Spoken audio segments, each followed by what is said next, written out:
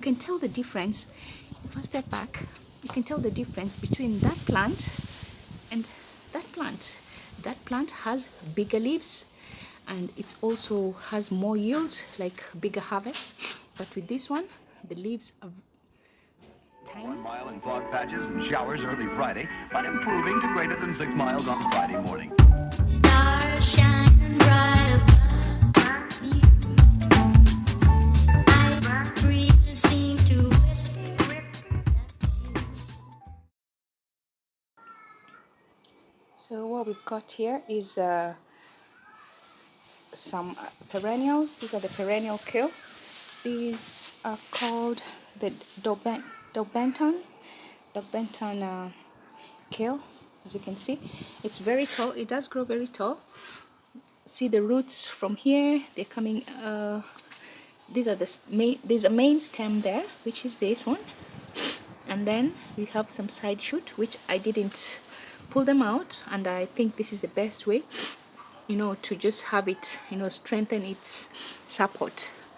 I didn't remove the shoots when they started coming out at the bottom, so that it can have great support. And as you can see now, it's 4 of them growing together, and I have to tie them around like that just to secure it so it doesn't fall over as it's getting a little bit heavy as it gets bigger. So all I do is just harvest the bottom leaves, and I just leave the top. That's how it looks like. You can see that's how the stems are. So I would advise you to just keep the shoots, some of the shoots, not all of them. Keep 4 or 5 of the shoots because they become very strong, same as the main, become similar to the main stem, and it's a good support for the top because this does grow very big. This is it's a Daubenton. I don't know if it's a purple kale. I'm not quite sure, but there are different varieties of the perennial kale. So I'm not quite sure exactly which one is this. I was given by a friend, it was a cutting. It was maybe like 10 inches cutting. And so when I put it in the ground, which was last year, maybe in August, I will put on a video of that, how it used to look, how the cutting looked like, so you can get a rough idea. And it grows quite fast because it's grown that tall just within a very short time. And here we've got the Panache.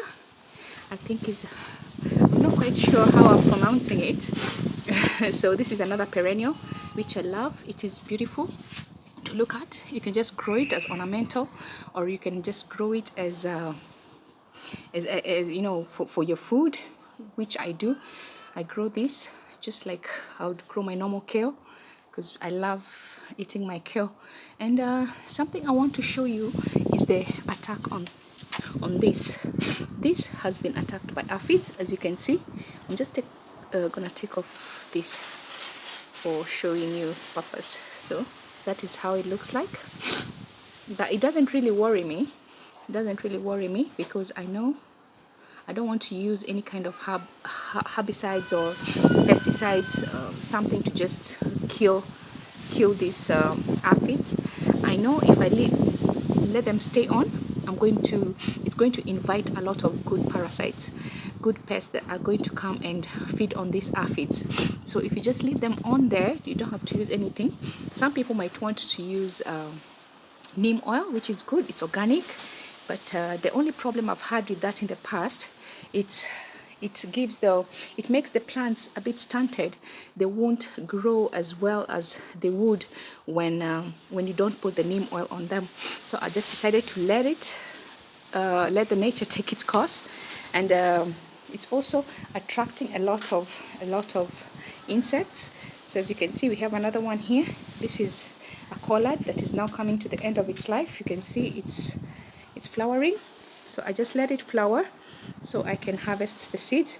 But you can see it's been attacked because it's spring, and aphids love kale. They love all kinds of brassicas in general, really. And this has been affected as well. I'm not so worried about that. I'm still gonna harvest my seeds I'm sure my seeds will still be fine to harvest. So this is another Panache, the perennials. This is another perennial which I have and I love so much. As you can see, the difference between this and the other one, this one I did leave the shoots on, and the shoots grew into thick stems which are supporting the whole plant. As you can see, all I do is when it grows a little bit, I tie a few stems together, then I keep doing that. Now we've put two twines. There's one twine up here, there's another twine down here, and as it grows I keep adjusting and I keep adding more twines onto this bamboo stick. I've just supported it with a bamboo stick there so that it can hold all the stems.